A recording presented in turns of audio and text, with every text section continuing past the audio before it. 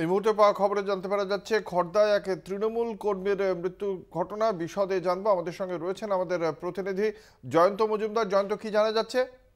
তো যেটা আপাতত আমাদের কাছে খবর উঠে আসছে যে ওই তৃণমূল কংগ্রেস কর্মী তাপস সেনগুপ্ত ওরফে বাবু নামে ওই অঞ্চলে কিন্তু পরিচিত ব্যক্তি ছিল এবং তিনি গতকালকে রাত 9টার সময় তার বউয়ের হাতে, তার স্ত্রীর হাতে কিন্তু 2000 টাকা দিয়ে বেরিয়ে চলে গিয়েছিলেন এবং তারপর থেকে তার কোনো খোঁজ পাওয়া যায়নি। এবং আজকে যখন সকালবেলা খড়দা রাসকোলা ঘাট, সেই ঘাট থেকে যখন তার মৃতদেহ উদ্ধার হয়, পরবর্তীতে পুলিশ সেই মৃতদেহকে থানায় নিয়ে আসে এবং তারপরে তার পরিবারের লোককে ডাকা হয় এবং সেই পরিপ্রেক্ষিতে তাকে চিহ্নিতকরণ করা হয়। তবে কি কারণে তার এই মৃত্যু, সেই বিষয়ে কিন্তু খতিয়ে দেখতে খড়দা থানার পুলিশ।